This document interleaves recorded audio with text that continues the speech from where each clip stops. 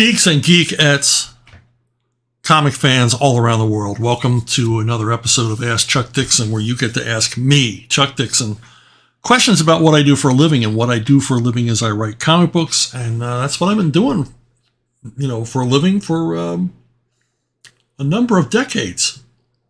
So I have some experience, and I'd like to share them with you. Let's not waste any more of your precious time. Jonathan Young, I would consider you the best writer for The Riddler.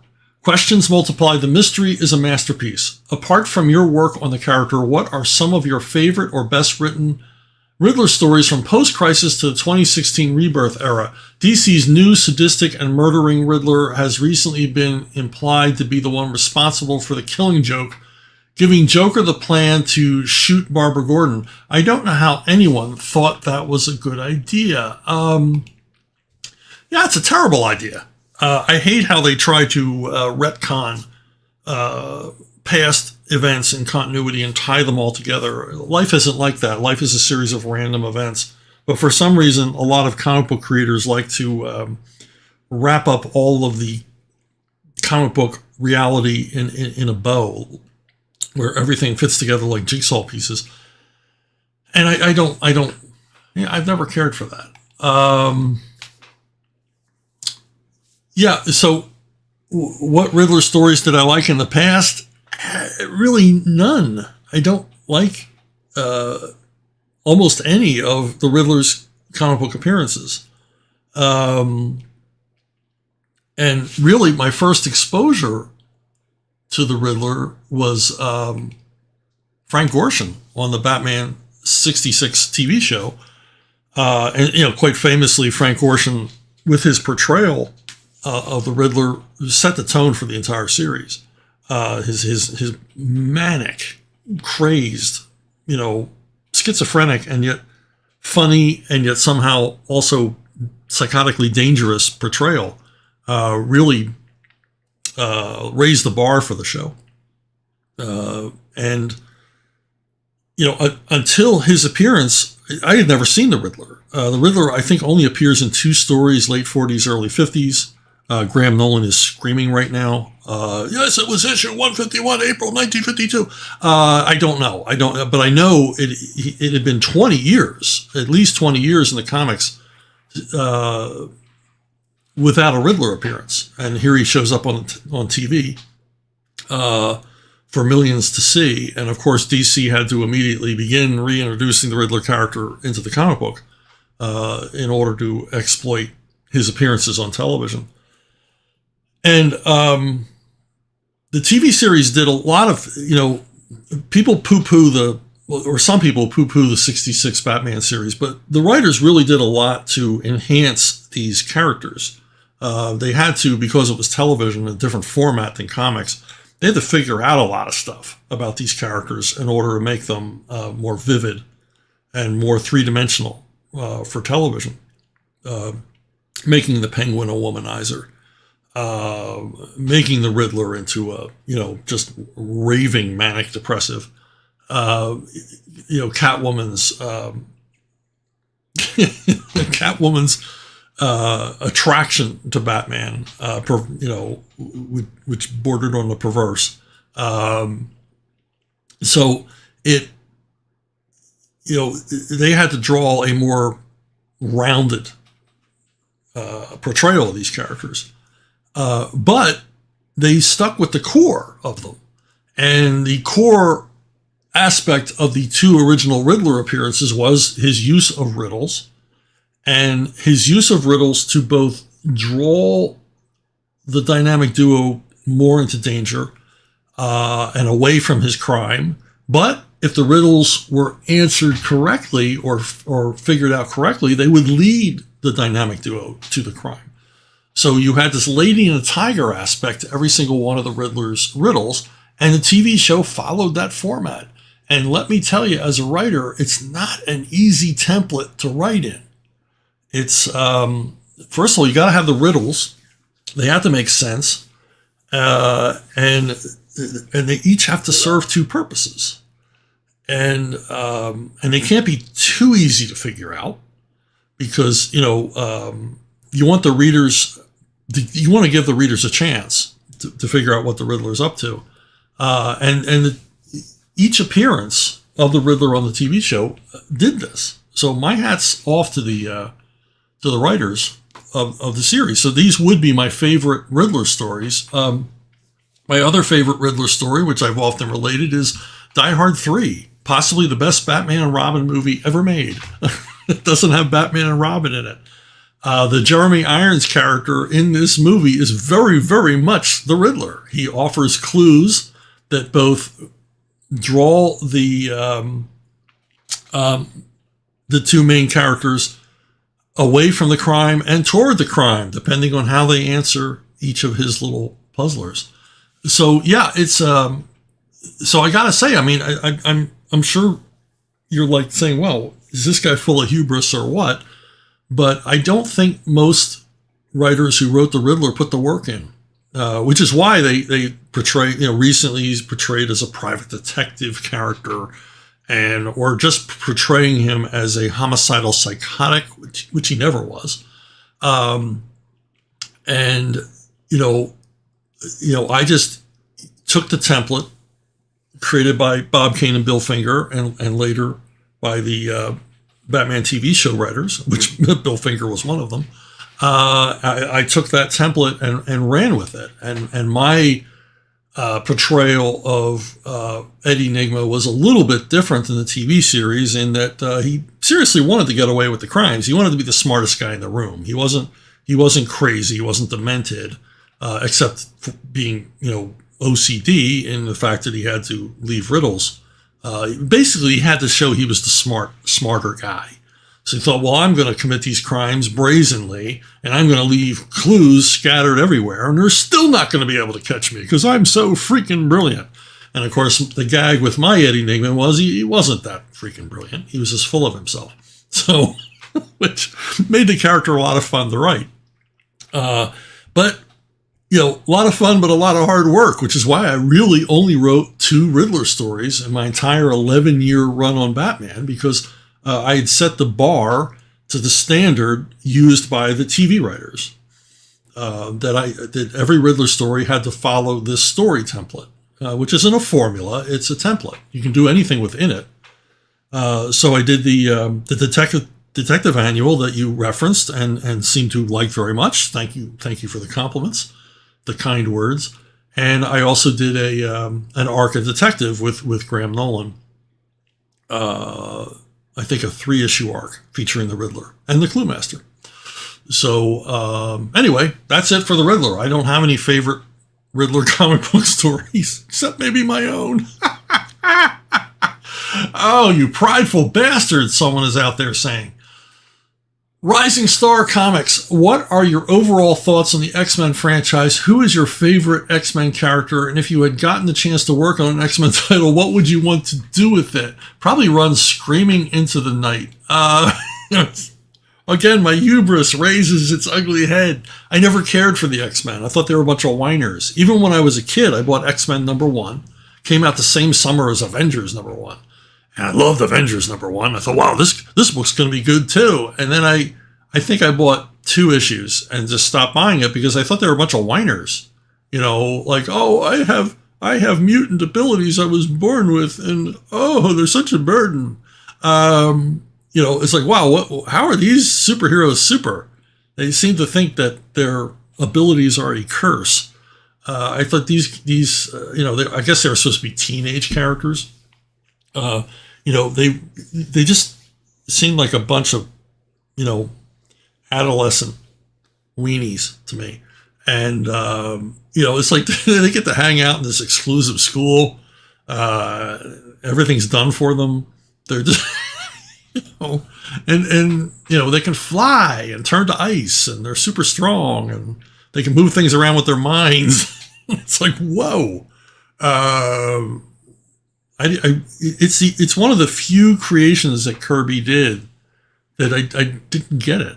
What were you going for here? But who's to argue? Obviously, they're extraordinarily popular. Apparently, there was a huge audience out there for a pack of heroes who feel sorry for themselves all the time. it was highly unlikely I would ever be offered an X-Men book because I really wasn't part of that clique at Marvel. I wasn't anywhere near that clique at Marvel. But in the unlikely event I was offered an X-Men title, I probably would have turned it down, even though at the time the money was awesome. It just wasn't something I wanted to get my head around. As far as characters, I love Larry Hama's run on the Wolverine solo title. But that's mostly because of Larry.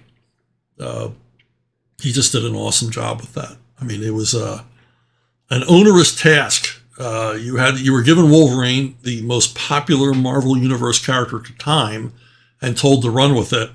And there had to have been some degree of pressure for that title to sell well. And Larry stepped up to the plate and hit an out of the park home run every single issue.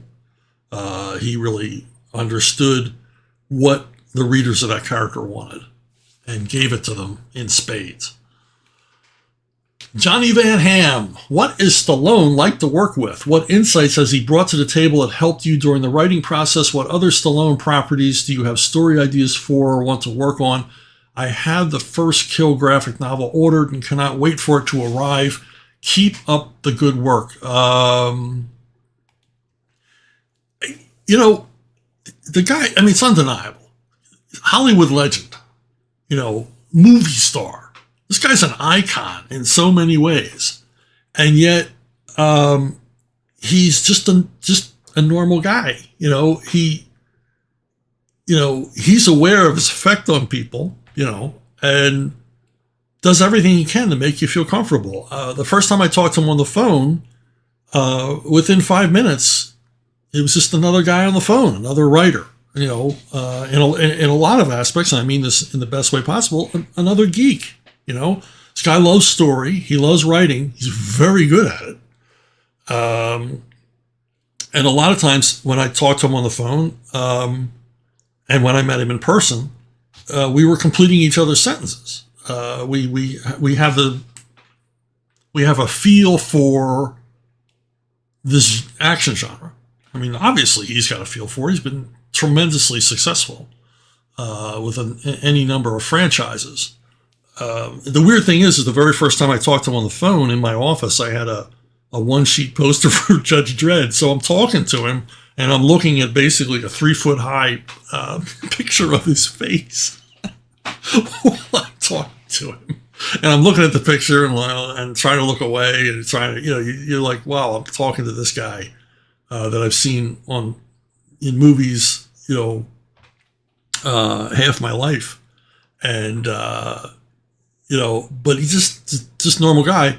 And now I don't understand.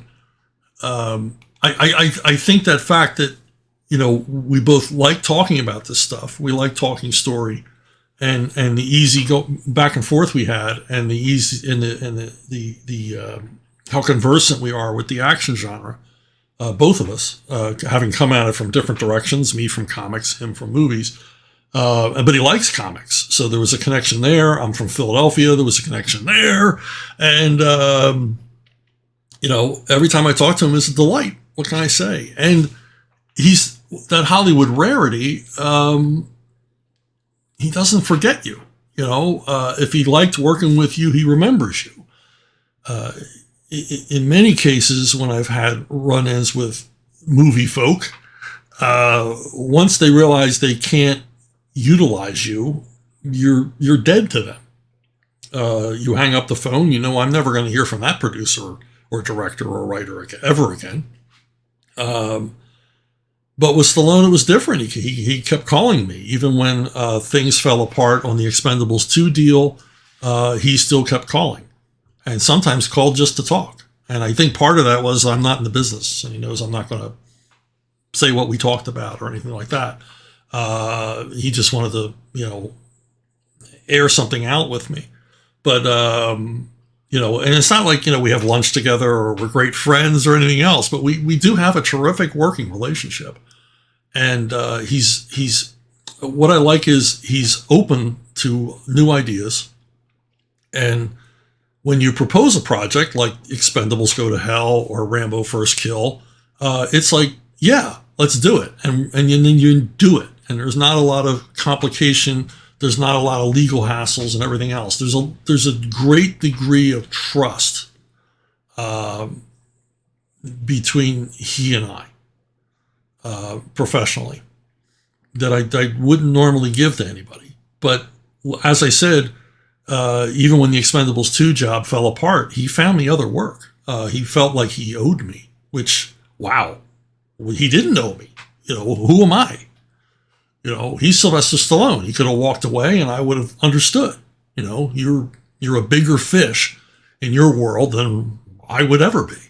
You're a bigger fish in your world than most of the fish in your world. But as you can see from his recent output, the guy's prolific. He's a workaholic. He's a powerhouse, a creative powerhouse. And, as he moves more into the production end and the writing end,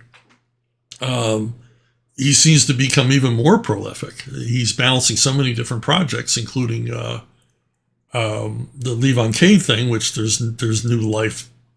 There's new life brought to the Levon Cade project. We've been talking about it for years, but there's actually some movement now with casting and distribution and all the rest of it. So anyway, he's an awesome guy to work with.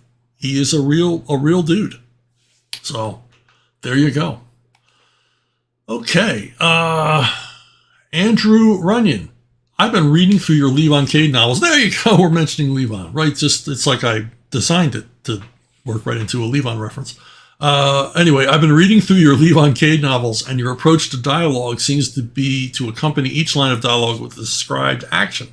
This is a very efficient method of keeping the story in motion, which I'm guessing is informed by your experience writing comic books. How much of your prose style do you think is the product of your primary media, namely comic book writing? Well, when I wrote the first Levon Cade novel, I'd written a number of novels prior to that, and I sent Levon's trade, the manuscript, off to Scott Peterson, who was my longtime editor at DC on Batman and comics like Robin and Nightwing and things like that. And I had a really good writing experience on Levon's trade, and I wanted to see what Scott thought about it. This is before I sent it off to be formatted or anything. And he said that this was, of all the prose stuff I'd written, this came closest to the way I wrote comics, as far as pacing and things like that. So very astute appraisal on your part. There was all my work in comics really informed me on how to write the Levon Cade books. Dialogue and action, moving plot forward. The dialogue moves plot forward.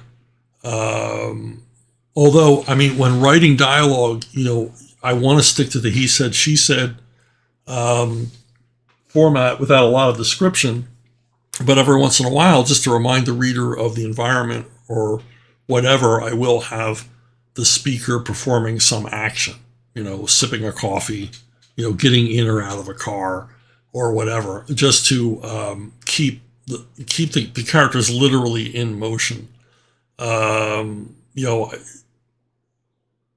don't do it with every piece of dialogue, but I do it often enough. I feel like you've got to ground the reader. Elmore Leonard, he always says he eschews all of that stuff. But possibly he's more skilled than me. I feel like I've got to remind the reader of who's talking and where they are. Keep painting a picture in the reader's head. And like I've said before, that's the big difference between prose and comics. Comics, your panel descriptions, which will never be read by the readers, for environment, characters, and things like that, they're generally only read by your editor and your artist and possibly the colorist. So they can be very direct, very detailed, the kind of stuff that a reader reading a novel doesn't want to read. And that was the most interesting thing to me about prose, is that I actually had to write less description in prose than I did for comics, because you want to allow the reader as much room as possible to create the pictures in their head of what the characters and locations and things look like. and they're drawing from their own experience, their own visual memory for these things. So everybody's going to see the story differently, see the characters differently, but you have to allow them to do that, as well as allow them to project themselves into the action of the novel, as opposed to comics where it's the whole enchilada. You're giving them everything. They've got to look at it and read it. So you're basically using two different parts of your brain when you're reading a comic. Whereas when you're reading prose, I mean, whether you realize this or not, you're building the world in your mind. The author is certainly spurring you on, giving you suggestions. And to my mind, the less suggestions the author gives you, the better, so that you can create a vivid world based on your own visual experience. And to me, that's the thing about reading is it takes you to a different mental state. When you're really into reading a prose story, it takes you into a different mental state where you really, it's why people get so invested in fictional characters and fictional worlds. It's because if the author's doing his job properly, these worlds come alive in your mind. And that's what really fascinated me about prose. I mean, it intimidated me initially. But then I learned, not to be intimidated by that, but to lean on it. The reader's doing most of the work. I'm just getting things started. When beginning a new novel or series, this is another one, a follow-up question, such as Levon Cade, how much do you reread the previous novel or novels to ensure you're being consistent and that you're following up on unresolved threads? Well, I don't take a lot of notes, which is probably a bad idea. I wouldn't suggest that to writers. I kind of try to keep things in my head. But when I start a new Levon novel, I have to go back and skim through the previous ones in order to get character names right, things like that. I'm not one of these people who makes character profiles or biographies for my fictional creations. I just keep them in my head. And, recently that was a problem because there was a scene I wanted to harken back on from an earlier Levon novel, and I couldn't remember which novel it appeared in. So I ended up having to spend an afternoon scanning through all of them and finally finding that scene in the last place I would have thought to look. I was like, man, I swore it wasn't in this one, but it was. It involves a lot of note-taking and post-it notes and things like that. Just lists of characters' names and relationships, and so that I can remember. And it's all part of the process of writing a series, and it's actually harder with a novel than it is with a comic, because with comics I'm generally revisiting them every month, and you can look at the comic and remember the person's name. But with the novels, I mean, there might be a few months between writing each one, so I've got to refresh my memory. And a final question about Levon Cade. In your Levon Cade novels, the stories spend a lot of time with investigators, social workers, and vets. We get great insights like Gunny Lefferts telling Levon that cushy lifestyles bred the animal out of people, including capabilities we once regularly made use of as hunters. We also get convincing banter between law enforcement officers. Do you consult with members of these disciplines to bring authenticity to what you're putting on the page? If so, who? As Nietzsche said, a writer uses his own and his friends' intellects. A lot of the stuff I write is the product of like years and years and years of just walking around on the planet, talking to people. Hearing stories and relating them to you, as part of a fictional tableau. Fancy way of saying that I get ideas from talking to people, and a lot of the stuff, particularly about foster care and things in these stories, it's not my own experience. The experience of people that I've talked to. And I never miss an opportunity to talk to police officers or service people or any kind of EMTs, things like that. It's one of the reasons I really like going to conventions, which I haven't done in a while, and making store appearances, because you'll meet people from different walks of life, and I'm usually the one asking them questions, because I want to know. And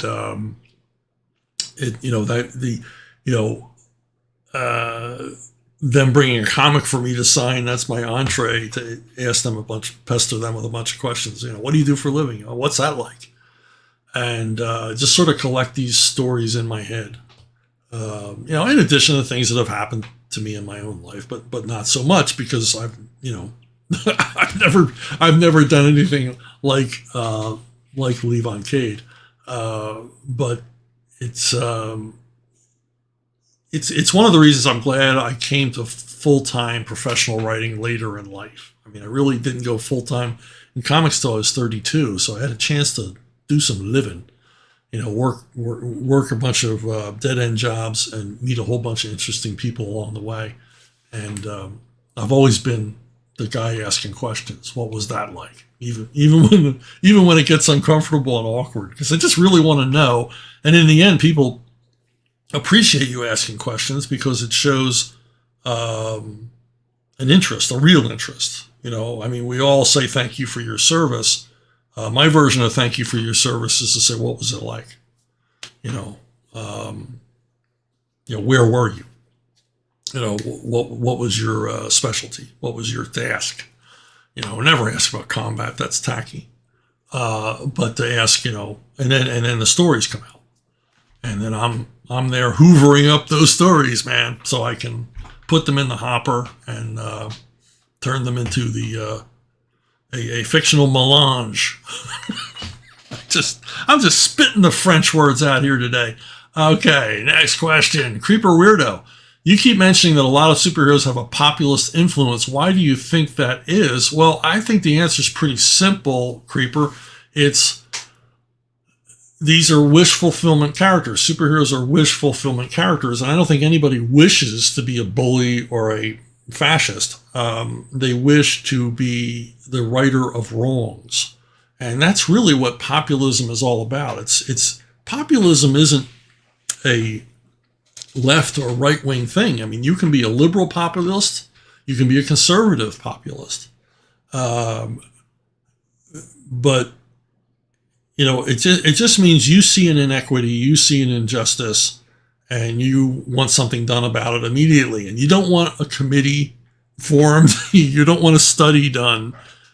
You want someone to come in and say, hey, the people are hungry, feed them. There's a lot of crime, let's hire more cops. Just direct answers to problems that people see. And that's what superheroes provide. They are instant justice, no red tape, no bureaucracy. They just come in and they get it done. They see the problem and they care. Now that's the thing about populists is, if you're a populist as a politician, the important thing is you've got to mean it. Okay. Not to get too deep into politics or anything else, but Bill Clinton ran as a populist president in the 90s.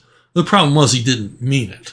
He talked about having AstroTurf in the back of his pickup and feeling your pain, but in the end, he didn't mean it. He didn't take any actions that showed that he gave a damn about average people, which is what populists are all about, which is what Superman and Batman and Captain America and Spider-Man are all about. They are about protecting the interests of the average person, not the people in power. Superheroes often stand up against the establishment. Whereas you take someone like, again, I don't want to get a lot into politics, but you take someone like Donald Trump very much ran as a populist. And I believe that he was. I believe he actually, because he had more direct answers, he was an anti-establishment figure. He challenged norms. He challenged the idea that everything has to be done slowly. He challenged the idea that the elites had to be considered first. It's our first president in a long time who was an enemy of Wall Street rather than a friend. And kind of in that way, a genuine populist, even though the guy's a multi-billionaire. So I think that's it. I mean, it's all the wish fulfillment thing. Nobody wants to be a creep. So you want to be well considered, be a nice guy. And Creeper, yes, I didn't forget Coco, your cat. You were kind enough sending a picture of a cat. Reminds me of my own critter that's hanging around here in the office every once in a while. We have a little feral Florida street kitty we adopted a number of years ago. Looks very much like Coco. And she keeps me company in my office most days. Hoping that I'll walk over to her feed bowl with her. So, anyway. Brick Hard Slab. Did you ever read any of the Wild Cards books or comics? I bought the first of them when they appeared a long time ago. They briefly got resuscitated by Baen, but after a few more, I kind of zoned out. Price of paperbacks is ridiculous. Used in pixel books, even more so. Yeah, I read these when they first came out in the mid-'80s. I think I read the first two. And basically the idea of Wild Cards was they were an anthology series where established science fiction writers got to write their version of a comic book hero. And, some of them were interesting. Some of them were dreary. some of them were boring. But that was science fiction in the 80s. So yeah, I read a few, but like you, I kind of fell out of the habit. But mostly I read them because everybody in comics was talking about them. And hey, Brick Hard Slab gets a twin spin. All right. What's your opinion on the price of ebooks? I've read all of your stuff that's on Kindle Unlimited. I subscribe for a reason, but winnowing the wheat from the chaff is not always easy. I get authors need to get paid for nearly $20 for some titles that you don't own, can't read without power, and can't pass on to your brother once you're done, or down to your kids, and can never get signed. Seems steep for an ebook.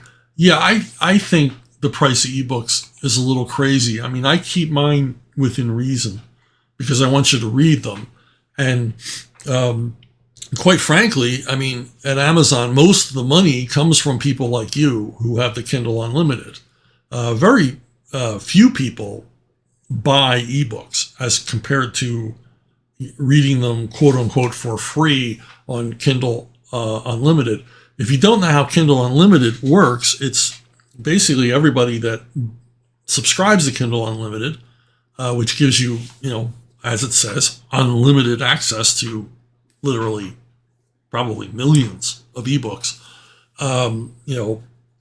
That money goes into a pool, and each month that pool is doled out based on the number of pages of your work read. So the more pages of my books that get read, the more money that I earn for them. And that's really what it's all about. The Kindle Unlimited is where the real money is on Amazon, not charging a lot for the book. So I don't understand. Well, maybe I do understand, because so few people buy them. Why not charge whatever the market will bear? If you're, an author with a huge following like J.K. Rowling or Stephen King, you could probably charge whatever you want for the ebook, because most of your readers are going to read it, quote unquote, for free anyway. So, I agree with you. The price is too high, because I go back and find books, particularly like paperback originals from the 70s that I might have missed, and they're available on Kindle. And quite honestly, if they're over 99 cents, I don't buy them. Because I would rather have the actual paperback. And I'm a book guy, man. Every room in my house has bookshelves in it, so I'm more of a book guy anyway. But yeah, the price, Kindle books should be kept as affordable as possible to encourage you to read them more. Triple spin for Brick Hard Slab. Okay, tell us more about Spin Rack, please. Does it cost a subscription? Can you buy individual paper books, etc.? Well, I've talked a bit about Spin Rack. It's an effort that I'm involved with, me and Graham Nolan and a number of other fine, talented people. And for us, this is the next step in comics. This is the step for independent comics that takes us past crowdfunding. It's Comics 2.0. It's very much a Web 3 presence, metaverse, all that stuff. Yeah, I'm using buzzwords. I'm using jargon. And you're like, yeah, Chuck, I still don't understand what the hell SpinRack is. Well, it's a multimedia company. You can understand that. And, we're already building a mobile game, which will show up in the next couple of weeks. And it's, beyond the mobile game, we're going to have, digital collectibles, digital comics, all kinds of, community interaction on a level that you've never seen before in comics. And it's all based on IP owned by Graham Nolan and I, both together and separately. And in particular, the first mobile game is going to feature characters from Law Dog, My Sister Suprema, and Joe Frankenstein. But eventually the entire universes that Graham and I have created will show up as aspects, as elements in SpinRack. And we're going to be a big presence on Discord. If you don't know what Discord is, it's an open source sharing community, and we're going to build our own community within Discord, and it's going to have things that you don't usually see from comic book creators. We're gonna have exclusive tryout scripts. So if you're an artist, you're gonna have a script that's never been drawn before that you'll be able to try out, and you'll actually get your artwork looked at and reviewed by me and Graham, with the possibility that we might just put you to work. So it's partly fun for fans and wannabes, but it's also a serious attempt to grow our creative base, because we're going to need creators for all of this stuff. Currently we have a small army of guys working on new content, new material, but we're going to need more as things ramp up. Now the thing about SpinRack is it's mostly digital. It's going to be mostly online, mostly on your mobile phone. It's separate from any kind of actual paper publication of the comics, although digital versions of our comics will be available through SpinRack, and sometimes they'll be available as prizes for the games. We've got all kinds of prizes and tchotchkes and merch and all the rest of it in the pipeline, ready to go to be used as rewards in the games. And we just got a mountain of content ready to come your way, and it doesn't cost anything. There's no subscription service or anything else. You just start with the mobile game. Start with spinrack.io, our website, which you can go to. I'll put the link up. And we've been helped by some extraordinarily talented people. These people are like tops in their field, from entertainment, from gaming, from finance, from visual effects people. I mean, just an amazing crew. This is just a few of them that's helping us out. We've got some real PR wizards involved here, and it's been an amazing creative experience for me, because this sort of gets Graham and I outside of our own wheelhouse, to deal with a bunch of people who, really dig what we're doing, really understand the comic book medium, and think that it needs to expand. And let me emphasize that Graham and I are not licensing our IP to SpinRack. We are SpinRack. We are founders. We are a part of this company. We are at the creative core of this company. The company is creator-owned, creator-fueled, creator-driven. So, I know it's early days. I know I don't have anything to show you right now, but it's all coming very soon, and it's coming soon. It's coming fast. So go to spinrack.io and sign up so you can be alerted about everything we're going to be doing. And it's cool stuff. It's very cool stuff. Okay, Keon Kurji, what are your opinions on Robert Jordan? What do you think of both Wheel of Time and his Conan stories? Also, you yourself wrote the comic adaptations of Eye of the World, New Spring. Can you give us any insight into those projects? Yeah, I'm not a big fantasy guy, big fantasy by the pound guy. I was in a lull in my career after leaving CrossGen. I was in the wilderness for a bit, and I accepted the assignment to adapt Jordan into graphic novels. And they wanted me based on the success I had doing Tolkien's The Hobbit as a graphic novel. And all I can say is I've never read Jordan's Conan stuff. I've never read any Conan stuff other than Howard's. He was very hard to adapt into comics because there's a lot of internal stuff going on in these novels. There's not a lot of, at least in the ones I adapted, it wasn't a whole lot of action. There was a lot of talking, a lot of people watching other people do things that weren't that interesting, and a lot of internal dialogue, and a lot of mini moves and things like that. They just are not visual. There's very little for a fantasy book with dragons and monsters and everything else. There's the eye candy came few and far between. Now maybe there's a few of these I didn't read that are action packed from beginning to end, but they were none of the ones I got to adapt. So and like I said, I'm not that big on fantasy. I don't know why. I don't quite understand why Tolkien just isn't the last word on epic fantasy. What are you going to do that better than what he did? I don't get it. So anyway, that's my, yes, hubris reigns in this episode. I hate shooting down people because maybe Robert Jordan's one of your favorite authors of all time. And if so, that's great. I'm not putting him down as an author. I'm just saying not easy to adapt to comics. Speaking of fantasy, yeah. Tolkien wrote the last word, but Howard left us wanting more. Because Robert E. Howard's stories are, driven by a strong, fascinating, amazing, engaging lead character. We want more Conan, and I'm doing my best to provide that. Siege of the Black Citadel is the first of 3 planned Conan novels, although I'm probably going to write more. I've already written the second one.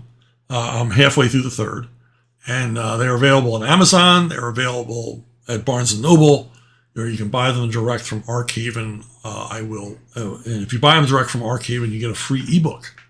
So there you go, Brick. You get a free ebook. We don't charge you for that. And I'll put the link to Archaven down in the comments. So if you have a question, suggestion, picture your kitty cat you want to send to me, the most direct way to get it to me is brunobookstore@gmail.com. brunobookstore@gmail.com. You can leave a question here under the video. You can leave a question on Facebook or on Twitter, but I might miss them. So absolutely the most sure way to know that I read your question and considered it is brunobookstore@gmail.com. So that's it for me for this week. I want to thank you for listening. I want to thank you for watching. There'll be a new What You're Reading on Friday. And